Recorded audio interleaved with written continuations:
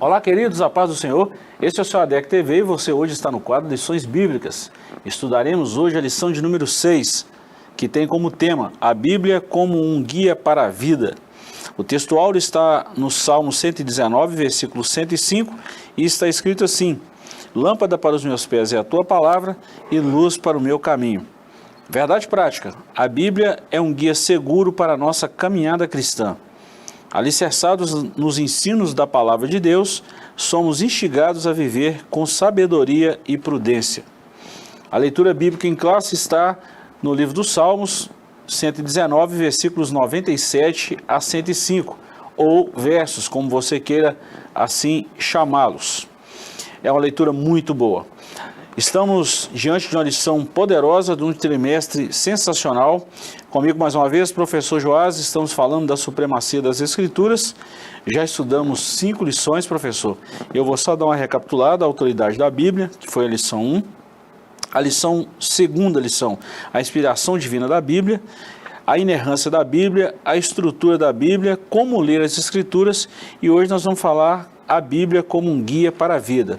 Professor, muito bem-vindo. Estamos diante de uma lição maravilhosa e nós vamos estudar mais essa lição e vamos acompanhar juntos aí e comentar juntos, né? Vamos lá. Professor, alguma observação dessas últimas 5 lições que já estudamos? Você quer destacar algum ponto? Fique à vontade para a gente até mesmo falar dessa...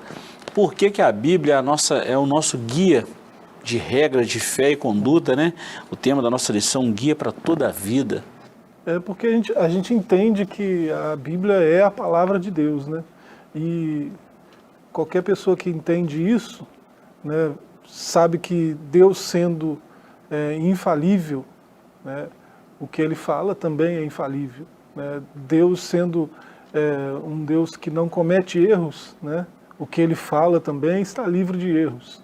Então a gente crê na infalibilidade, na inerrância das Escrituras, né, porque a gente crê que Ele inspirou, palavra por palavra, os autores, mais ou menos uns 40, né, a escrever o texto que hoje nós temos em mão, com total confiabilidade de que são cópias fiéis aos autógrafos, né, aos manuscritos.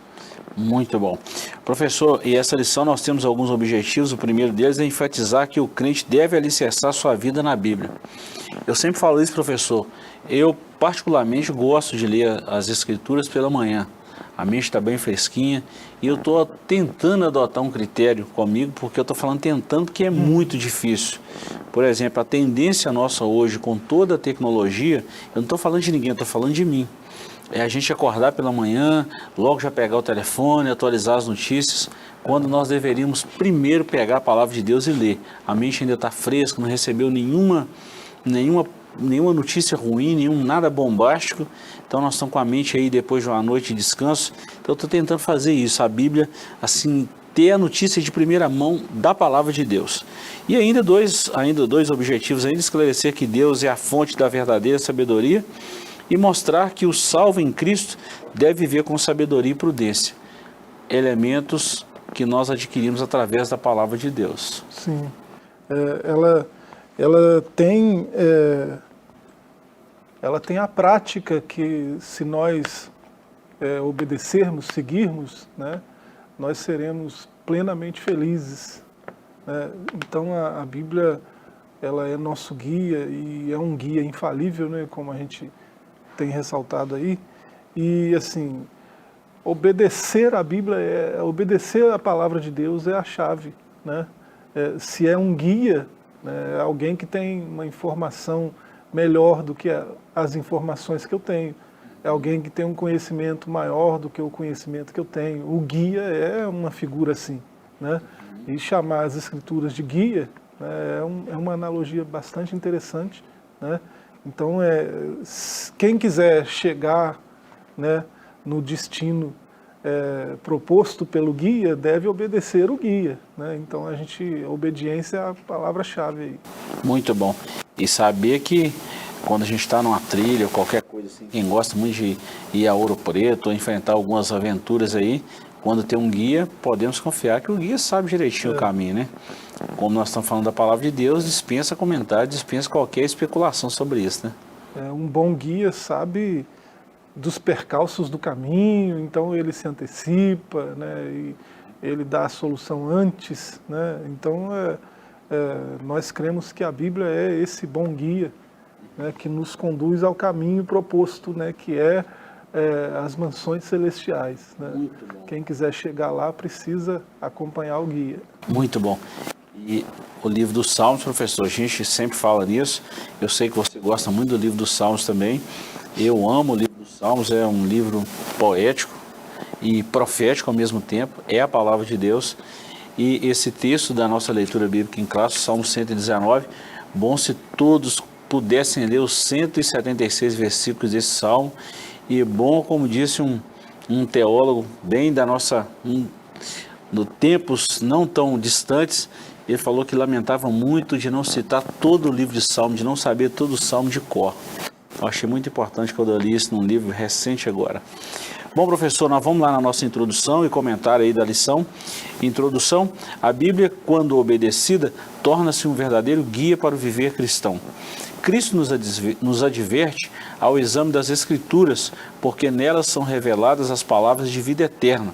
Esse texto está em João 5,39. Tiago assevera que a palavra de Deus transforma a nossa natureza e nos conduz pela vereda da salvação. Tiago 1,21. Nessa lição, veremos que a Escritura é um alicerce constituído de sabedoria e prudência para a vida. Que introdução maravilhosa. Nós vemos aí vamos falar assim, o que será a nossa lição, estudo da lição, professor. E a Bíblia é tudo isso e muito mais, né? A introdução já trouxe a importância, né, do exame cuidadoso das Escrituras, já trouxe o poder transformador que ela tem, a sua natureza divina, né, para transformação, para cura, para salvação, para redenção. Então, a introdução já disse bastante coisa do que a gente vai ver. Muito bom, muito bom. Vamos lá. Capítulo 1, professor, nós vamos falar em 3 subtópicos. Capítulo 1, a Bíblia é um alicerce para a vida. E nós temos aí 3 subtópicos. Primeiro, a palavra de Deus é alicerce. Segundo, a palavra de Deus é luz. E terceiro, a palavra de Deus é imutável. Depois, no capítulo 2, a Bíblia nos torna pessoas sábias. E ainda o terceiro e último tópico, capítulo, a Bíblia e a prudência para a vida. Ponto 1, a palavra de Deus é alicerce. Importante ressaltar que a Bíblia é a única infalível revelação escrita, divinamente inspirada. Quem ouve e coloca em prática a palavra de Deus é comparado a uma pessoa prudente, cuja casa é alicerçada sobre a rocha. Nessa ilustração de Jesus, a casa simboliza a vida. A vida deve ser edificada nos ensinos de Cristo, a fim de declarar a virtude e um destino glorioso. O próprio Cristo é a rocha, ele tem as palavras de vida eterna. A síntese desse grande ensinamento é que nem as crises dessa vida, nem a eternidade poderá abalar quem está firmado em Cristo na sua palavra. Muito bom, né? Jesus lá no finalzinho, já próximo de fechar o Sermão do Monte, né, como a gente conhece, depois que Agostinho chamou assim, ninguém quis chamar de outro nome, então é o Sermão do Monte, né? Certo é que ele ensinou lições grandiosas ali naquele sermão, né? É um ensino muito rico, e ele, prestes a terminar esse ensino, ele começa a fazer algumas comparações, né? Todas com bastante assim, dualidade, né? E aqui ele fala de 2 casas, né? 2 construtores. Um construiu na areia, né? Uma base, né, que não é muito sólida, e o outro construiu na rocha, né? E a analogia, né, como Deus ele manda chuva sobre os justos, né, e sobre os ímpios. Deus, o sol está brilhando aí para justos e ímpios, né? Deus ele tem a graça comum que é liberada a todos, né? Então há momentos que tribulações vêm, tempestades vêm, né, o vento sopra forte, né? Você vê que nessa ilustração de Jesus, nessa comparação aí, a parábola, ele mostra que as forças que vieram sobre as casas são as mesmas, né? Sobre as 2 casas. uma não resistiu por causa da base, né? E a palavra de Deus é que nos dá esse alicerce firme, que é a construção sobre a rocha. Qualquer homem que constrói a sua vida num alicerce desse, né, a Escritura, ele vai ter sucesso, né? Ele vai se firmar, né? Vai ter uma vida de solidez constante, né? Não vai ter... a vida de todos tem seus altos e baixos, mas esse camarada aqui vai ser constante, porque ele está alicerçado numa rocha firme, né? E Jesus se colocou como essa rocha em muitas situações, né? Ele é a nossa rocha, né? E a nossa rocha não é como a rocha deles, né, dos pagãos, né? A nossa rocha é firme, é inabalável, indestrutível.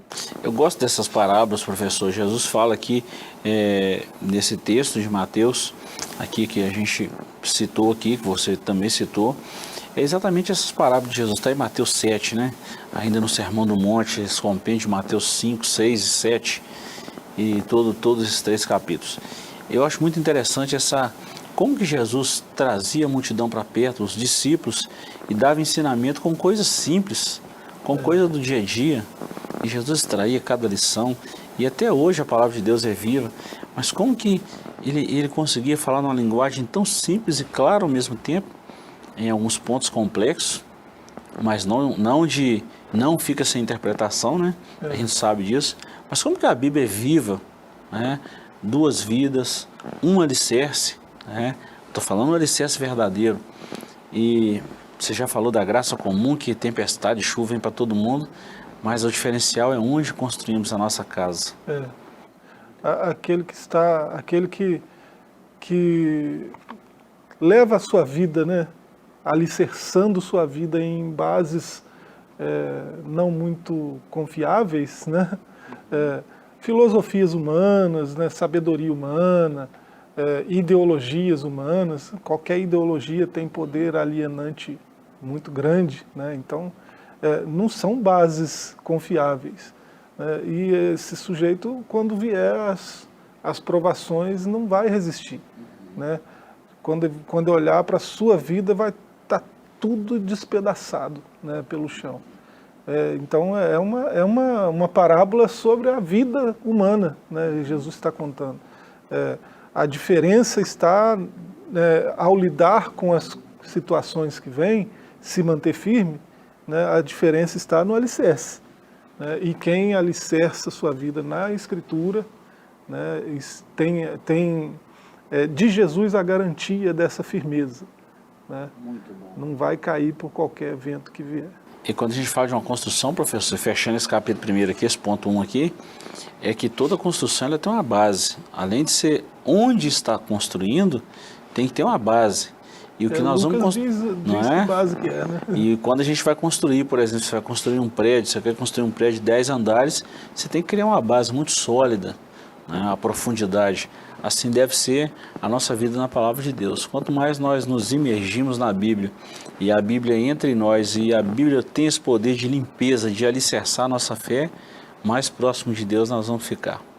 Recentemente um pastor Paulo Correia pregou sobre essa base. Sim, muito bom. Aqui no Templo Central, né, no domingo. Ele falou, Lucas narrando lá em Atos, né, ele fala das 4 bases, né, da fundação da igreja, que é a doutrina dos apóstolos, a comunhão, né, a oração, o partir do pão.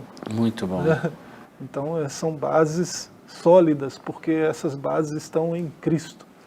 Muito bom. E quando a gente fala dessa doutrina dos apóstolos, nós estamos falando da didaquê, né? Já falamos isso aqui muitas vezes. Sã doutrina. Muito bom, muito bom. Bom, já que nós estamos falando da didaquê, nós vamos falar aí do ponto 2, a palavra de Deus é luz. Os Salmos declaram que a palavra de Deus é lâmpada para os meus pés e luz para o meu caminho. Significa que a Bíblia possui orientação para cada passo de nosso viver e instruções para todo o curso da nossa vida. Pedro fala da palavra como uma luz que ilumina em lugar escuro. 2 Pedro 1,19. Quer dizer que a luz das Escrituras dissipa a escuridão espiritual e nos conduz em segurança pelo caminho da vida eterna. Cristo disse: eu sou a luz do mundo, quem me segue não andará em trevas. E Paulo ensina que devemos andar como filhos da luz, isto é, afastados da prática do pecado. Eu vou replicar aqui uma palavra que eu ouvi do pastor José Deco Miranda esses dias agora, eu achei muito bom. Ele estava usando esse Salmo 119, 105, e ele falou que esse texto, lâmpada para os meus pés é a tua palavra e luz para o meu caminho. Ele fez essa analogia do farol alto e baixo. Lâmpada para os meus pés, farol baixo. Luz para o meu caminho, farol alto. Então a Bíblia ela tem essa função de clarear tudo que está à nossa volta e clarear as pessoas que estão à nossa volta também. Isso é muito bom. Ela diz a curto prazo o que eu devo fazer, né? E ela lança luz mais adiante, né? A longo prazo, né? O que me espera. Então quem é um voraz leitor das Escrituras não é pego de surpresa, assim, muito facilmente. Verdade, verdade.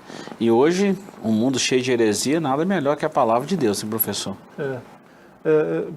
Jesus disse lá em Mateus 22, né, para aqueles religiosos hipócritas da época dele, né, eles estão em todas as épocas, mas na época de Jesus também tinha, né, e ele diz que eles erravam por não compreender, né, não conhecer as Escrituras nem o poder de Deus.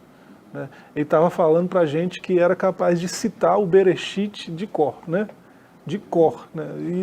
mas ele falou, vocês erram não conhecendo no sentido de compreender. Vocês são capazes de citar, são capazes de até dar aula sobre isso, até de ensinar a outros, mas vocês mesmos não compreendem, né? Isso foi uma crítica de Jesus bem pesada, né? E ele ainda falou que, além disso, ainda não conhece o poder de Deus. Então, foi bem mais além, né? E isso dá uma dica para nós, né? Nós precisamos dessas duas coisas, né? Escritura e poder de Deus. Né? Sem o poder de Deus a gente não compreende a Escritura. E sem a Escritura a gente não compreende, não alcança o poder de Deus. Então, as duas coisas estão juntas, né? São coisas que estão ali lado a lado. E para a gente fechar aqui, professor, nosso tempo está quase fechando aqui nesse primeiro bloco. A palavra de Deus é imutável. Isso é uma coisa também que dispensa qualquer comentário contrário.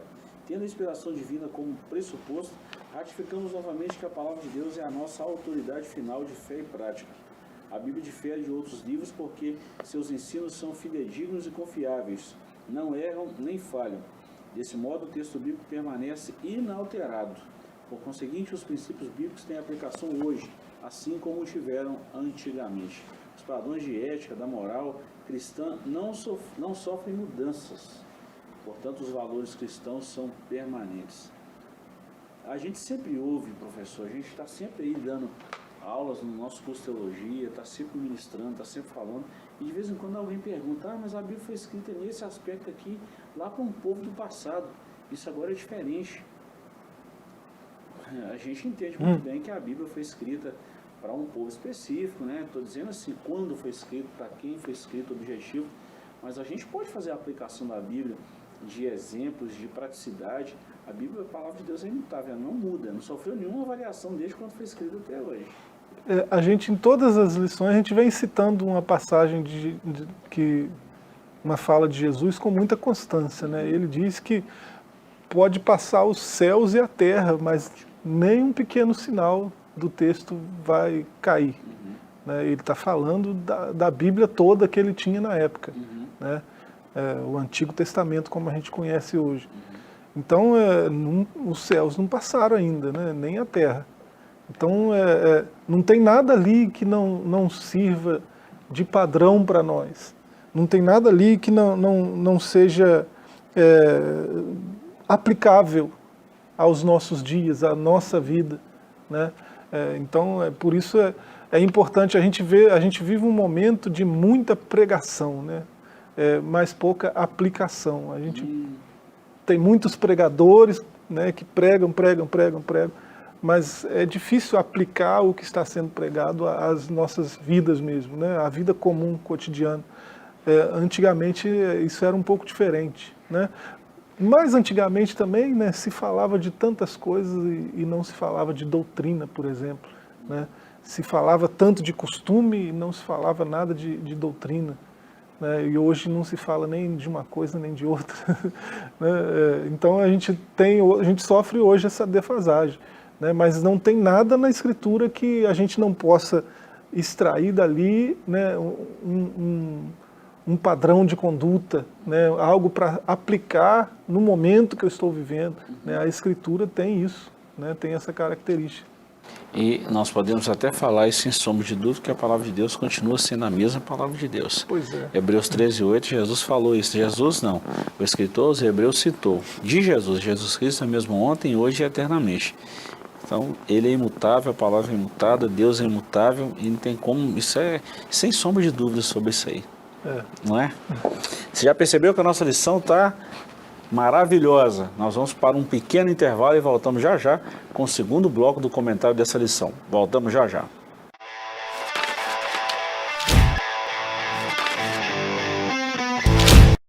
Estamos de volta com o seu ADEC TV e hoje no quadro Lições Bíblicas. Estamos estudando a lição de número 6, professor Joás, a Bíblia como um guia para a nossa vida. E a gente sempre falava isso, que a Bíblia, sempre citamos isso na escola dominical, que a Bíblia é a nossa bússola. Ela vai guiar o nosso passo, vai nos dar um norte e vai guiar o nosso caminho. E é impressionante como a Bíblia tem esse efeito na nossa vida quando ela é observada, quando ela é aplicada. Eu gostei muito de uma palavra que você falou no bloco anterior, dessa aplicabilidade da palavra de Deus, que nós precisamos aplicá-la. Mas eu vou pegar a Bíblia e aplicar na vida do professor Joás? Não, eu preciso aplicar na minha vida. Claro. Eu preciso fazer essa autoanálise, essa autocorreção na minha vida e chamar a responsabilidade para mim. Eu preciso ler e entender através do poder de Deus e aplicar isso na minha vida. Senão não faz sentido. Eu vou ficar só na falácia se eu não fizer isso. E é Deus que dá sabedoria, dá entendimento para a gente aplicar o texto, né? E Ele pode usar pessoas para fazer isso, né? Os pregadores estão aí, né? Mas qualquer pessoa com o texto aberto é capaz de compreender o texto quando pede a ajuda do autor para fazer isso, né? E o autor ele está disposto a iluminar o texto, a dar a compreensão que é necessária, né? Eu fico muito indignado quando a gente vê hoje, professor, são falácias a respeito da Bíblia e uma vida vazia querendo falar de um Deus tão poderoso. E quando eu estou falando de vida vazia, eu não estou falando exatamente de pessoas, mas eu falo de movimentos que estão minando a fé de muitas pessoas em relação ao Evangelho. Sim. Hoje, quando a gente fala, por exemplo, de uma campanha, as igrejas estão cheias. Mas quando eu falo de um culto de ensinamento, um culto da palavra, uma semana da palavra, tem muita gente que nem passa perto. Sim. Ou simplesmente ignora ou despreza a palavra de Deus. Então a Bíblia ela tem esse poder de transformar. E é o que nós vamos falar agora, que a Bíblia torna as pessoas sábias, ou a Bíblia nos torna pessoas sábias. O conceito de sabedoria. O substantivo hebraico para sabedoria é rokamã, ou rokamar, e seu correspondente em grego é sofia. Interessante isso aqui. Ambas as palavras têm um sentido de habilidade, experiência e qualidade de quem é sábio. A obra Teologia Sistemática, uma perspectiva pentecostal, assegura que a sabedoria reúne o conhecimento da verdade com a experiência do cotidiano. Significa que o conhecimento absorvido pela mente deve ser aplicado em todas as situações da vida. Provérbios tem uma citação boa aí. Nesse aspecto, o conhecimento sem a prática não produz sabedoria. Bom, Salomão falou isso muitas vezes em Provérbios. Eu estou aqui com aquele texto de Provérbios 8 na cabeça, que desde quando eu comecei a estudar essa lição, e agora então, eu amo os que me amam, os que de madrugada me buscam, me encontram. Tem muita gente que confunde esse texto aí. Claro que nós estamos falando, o texto aí, Salomão está aplicando isso aí à própria sabedoria, né?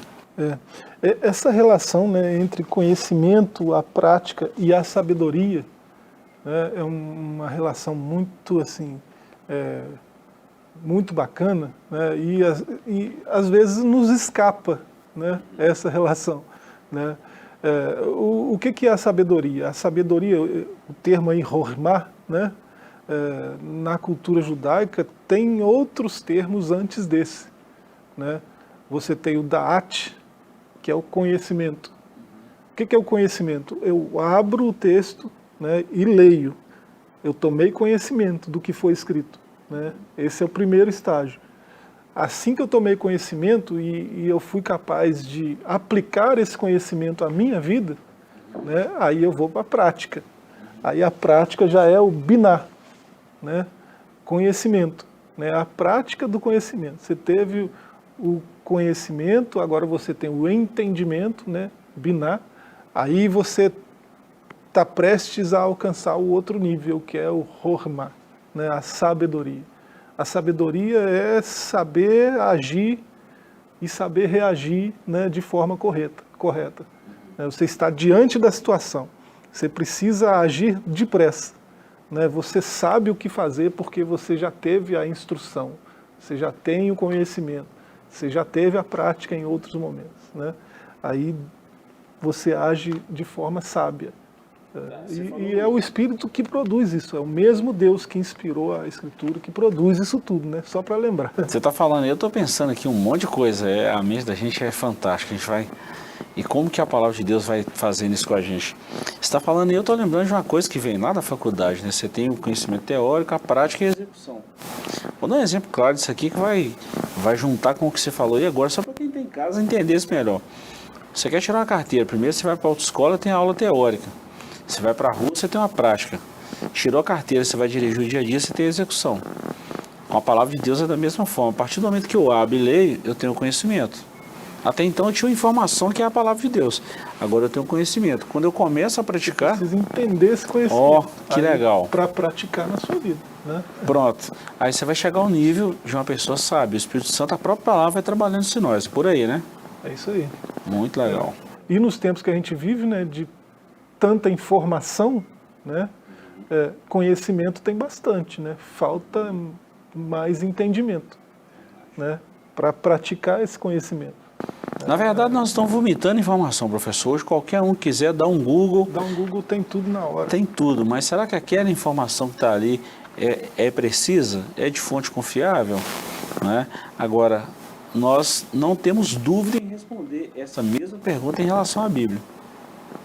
A gente, isso vai denunciar a idade, mas eu acho que o senhor também, a gente dá aula de EBD, né, pré-internet. Né? A gente dá aula de EBD na época que, quando o aluno tinha uma dúvida que a gente não era capaz de sanar na hora, a gente trazia a resposta, a gente ficava a semana inteira pesquisando, mastigando aquilo para trazer a resposta no outro domingo. Né? Agora o professor tem o Google. Na hora, né? Dá um Google na hora e já joga para a classe. Né? Então, as coisas, em questão de informação, as coisas correram muito depressa. Né? Mas acontece que isso tem os prós e os contras. Né? Os contras, o primeiro deles é esse aí, tem informação demais. Né? Para filtrar a informação boa não é tão simples. Né? É preciso entendimento, é preciso sabedoria. Ponto 2, Deus é a fonte da sabedoria. A sabedoria é um dos atributos divinos. E a gente vê isso em Daniel 2:20, Romanos 16:27, Provérbios 2:6, Efésios 1:16-17, Romanos 11:33, Efésios 1:8-9, um monte de citação. Portanto, Deus é a sua fonte. A sabedoria divina é inescrutável. Toda a sabedoria dos santos provém da parte de Deus. Em resumo, visto que Deus é a verdadeira sabedoria, as suas palavras e seus atos são igualmente sábios. Você dispensa comentário, professor. Nesse sentido, todos que vivem de acordo com os preceitos da palavra são considerados pessoas sábias. Então, a palavra de Deus é um nosso manual de regra, fé e conduta, e a palavra nos instrui. Paulo já falava isso a Timóteo, né? Que a palavra é apta para redarguir, ensinar, corrigir, exortar, e mais uma série de coisas. A palavra, ela tem essa característica e é tão bacana que quando Paulo dá esses conselhos ao jovem obreiro, né, a Timóteo, seu obreiro, ele está formando um obreiro muito jovem, né, e dos muitos conselhos que ele dá, né, um é esse, né, você permaneça naquilo que você aprendeu. Eu sei que desde muito pequeno você aprendeu as sagradas letras. Então, olha só, ele, antes de ser cristão, ele já conhecia as Escrituras. Né? E Paulo está dizendo, agora você anda com Cristo, agora você tem a revelação maior. Mas aquilo que você aprendeu não precisa jogar fora não, porque você aprendeu da fonte correta. Né? Olha como que é impressionante, né, o poder da Escritura. Né? Permanece naquilo que você aprendeu, porque você aprendeu foi Bíblia, né? Escritura, então fica aí mesmo, tá certinho, tá tranquilo. Né? E é muito engraçado, é muito assim, pensar nessa relação, né? De alguém, às vezes não cristão, com a Escritura. Muita gente que a gente ouve falar que se converte, que passa a caminhar com Cristo, né? Depois de um contato com as Escrituras, né? Porque ele mesmo disse, né? Vocês conhecem isso aí, examinam isso aí, porque vocês pensam que a vida eterna está aí, mas a vida eterna está aí não na superfície, né? Essa mesma Escritura testifica de mim e vocês não me reconhecem, né? Então, olha como é que precisa ter uma atuação do Espírito Santo para revelar, né? Mas é um poder incrível, o poder das Escrituras, né? Esse poder de transformação, esse poder de tornar alguém sábio, né? Aconteceu com Timóteo, né? E tem acontecido com tantos outros no decorrer da história. Verdade, centenas de milhares de pessoas, né, se tornam sábias pelas Escrituras e a palavra transforma, professor. Nós vamos falar dos dois próximos tópicos aqui, eu já vou falar os dois de uma vez, e aí a gente encerra a nossa lição aí no próximo capítulo. Mas o terceiro e quarto tópico fala o seguinte: o temor é o princípio da sabedoria e os benefícios da sabedoria. O primeiro aí que o temor. A Bíblia registra que o temor do Senhor é o princípio do saber. A frase temor do Senhor não significa ter medo de Deus, mas expressa reverência e adoração. Eu gostei muito disso aqui. Essa atitude é o preceito pelo qual se inicia a sabedoria. O temor de Deus produz entendimento e por meio da obediência às Escrituras, os cristãos passam a viver como pessoas sábias. Olha, temor, professor. Os benefícios da sabedoria. O salmista declara que o ato de meditar na palavra de Deus o tornou mais sábio do que todos à sua volta. Olha o Salmo 119 de novo, versículos 98 a 100. Essa afirmação significa que ele adquiriu sabedoria ao aplicar os preceitos do Senhor na sua vida. Salomão assegura que a pessoa sábia tem muitos benefícios. Dentre eles, acumula conhecimento, Provérbios 10, 14, ganha almas, Provérbios 11, 30, torna-se próspero, Provérbios 19, 8, exerce o domínio próprio, Provérbios 29, 11, e, acima de tudo isso aí, nós devemos empregar todo o esforço na busca por essa sabedoria. Vende tudo que tem e adquire a sabedoria. O Salmo 119 é um poema, né, sobre bibliologia, né?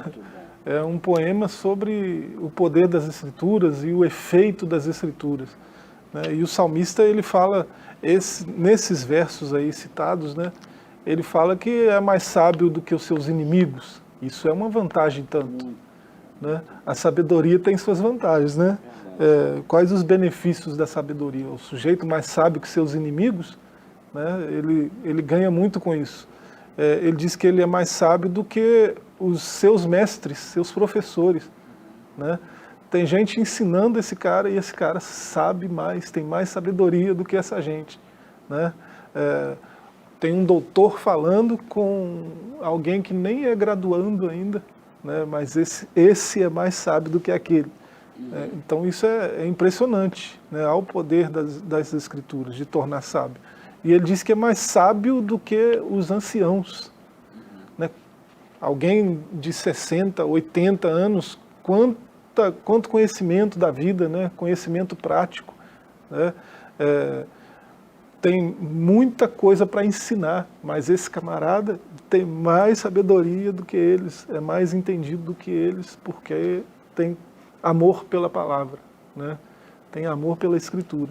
Então, os benefícios são muitos, e esses benefícios só vêm através dessa chave, né? Que é o temor. O temor é a obediência à voz de Deus, né? O temor de Deus o medo está na raiz da palavra, né? Não dá para dizer que não é medo, mas é mais uma reverência do que o medo, né? É mais olhar para alguém com um respeito muito grande, né, que chega a parecer um medo da pessoa, né? Então é esse tipo de reverência. E Salomão, né, o pregador, disse o que é, Ele disse várias vezes o que é, né? Provérbios 16, ele diz que é afastar-se do mal. O que é o temor do Senhor? Afastar-se do mal. No verso 6 do Provérbios 16. Provérbios 8, 13, ele diz que é odiar o mal. Se alguém teme ao Senhor, odeia a maldade, né? Então, é o temor do Senhor que vai nos levar à compreensão, né, do que o texto bíblico está dizendo, né, e vai nos trazer sabedoria, que vai nos trazer todas essas vantagens. E o escritor já disse isso, que é o princípio da sabedoria. Nós já falamos o que é a sabedoria agora há pouco, né? Que é a prática. Então, a partir do momento que eu obedeço, eu pratico o que eu estou lendo, o que eu estou aprendendo. Isso é muito importante para a nossa vida, professor. Se você teme ao Senhor, né, se você se afasta do mal a ponto de odiá-lo, né, você está começando um caminho de sabedoria. Muito bom. Já é o princípio, né? É o princípio, muito bom. Isso é esplêndido. Professor, nosso tempo está acabando aqui, eu vou dar uma corrida aqui. Capítulo 3, a Bíblia e a prudência para a vida. Ainda tem 3 subtópicos, não vai dar tempo da gente ler tudo, mas eu quero dar uma pincelada aqui para a gente fechar a lição. O conceito de prudência. O dicionário Wycliffe esclarece que o termo hebraico arum é usado no sentido positivo para identificar uma pessoa sensata, e que o adjetivo grego sinetos enfatiza uma decisão inteligente. O dicionário Vini destaca que o substantivo grego proneses e suas declinações denotam sabedoria prática, e que sineses sugere a avaliação que precede a ação. Em termos gerais, a prudência é a virtude que evita as ações temerárias. Amei isso aqui. A prudência do justo, que é o ponto 2, e os benefícios da prudência. Bom, então já falamos o que é a prudência e a prudência do justo. Então, a pregação de João Batista tinha como finalidade converter os rebeldes à prudência do justo, Lucas 1,17. Nesse sentido, a mensagem da salvação em Cristo não apenas restaura o pecador, mas também o faz andar por veredas de retidão. Olha que caminho gostoso. E os benefícios disso aí? De novo, falamos no livro de Provérbios, né? Descreve os benefícios da prudência. Dentre eles, destaca-se o autocontrole para não revidar ofensas, a humildade para não exibir o conhecimento, a correta tomada de decisão, o pensar antes de agir para não ser influenciado, o alcance de boa reputação e alta posição, a sujeição ao aprendizado e à correção, o desviar-se do perigo por meio de soluções antecipadas. Olha que tanto de benefício, professor.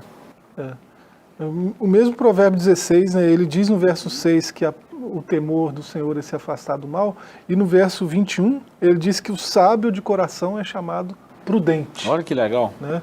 Você se afasta do mal, você começa um caminho de sabedoria. E ele vai discorrendo sobre essa sabedoria. E chega a esse ponto onde ele diz que o sábio, né, quem tem essa sabedoria, age com prudência. O que é agir com prudência? É um equilíbrio nas atitudes e nas palavras, né, que é próprio do sábio. E é um equilíbrio assim, tanto para reagir quanto para agir, né, para tomar decisões, né, avaliar as opções aí que estão, né, diante de si e com sabedoria, né, escolher o caminho do equilíbrio, né, pesando as coisas com essa medida de sabedoria. Né? Então, o prudente é uma pessoa equilibrada, né? Uma pessoa que toma decisões acertadas, decisões sábias, porque ele segue o caminho da Escritura. As Escrituras são que lançam luz sobre o caminho dele, tanto o caminho de agora quanto o que está mais à frente. Né? Então, ele vai sempre agir com prudência, falar com prudência. Né, e reagir também. Jesus falou que nós devemos ser simples como a pomba e prudentes como a serpente. Prudência, né? Essa prudência aí não tem nada a ver com sagacidade, pelo contrário, é uma vigilância extraordinária, analisar os fatos, e só a palavra de Deus nos dá essa condição, professor. Sim. Quem ama as Escrituras tem isso naturalmente, né? Age com prudência e não se dá conta nem de que está fazendo isso, mas faz, porque as Escrituras estão lá. Né? Muito bom. Eu estou lendo, eu li um livro, eu já li esse livro recente agora, eu ganhei esse livro e ficou 2 anos na minha estante, e um belo dia eu estava lendo o livro de Provérbios, eu falei assim, gente, livro de Provérbios, Salomão é o homem mais rico que já existiu. eu tive um preconceito desse livro porque ele vem com 3 ovinhos de ouro na capa dele. E eu deixei esse livro, no dia que eu tiver um tempo eu leio. Só, professor, que eu arrependi de não ter lido esse livro há mais tempo, porque esse livro vem falando os 31 conselhos de Salomão em Provérbios, por coincidência, um para cada dia, né? E eu fiz questão de ler esse livro muito detalhado durante um mês, estudando com Provérbios, e eu descobri tanta coisa interessante que a palavra de Deus em Provérbios aqui é sensacional. Vai uma dica aí para quem está em casa, né? Provérbios é sensacional, né? Tem conselhos ali para tudo que você imagina. Tudo. Professor, bom, nós chegamos ao final da nossa lição. Te agradecer, professor, mais uma vez. E nós falamos hoje da Bíblia como um guia para a vida. Essa aula também você pode assistir de forma presencial em um de nossos templos, aos domingos pelas manhãs, de 8 às 10. E você é o nosso convidado especial. Deus te abençoe pela companhia. Voltamos na próxima semana, se Deus nos permitir. Até lá e um forte abraço.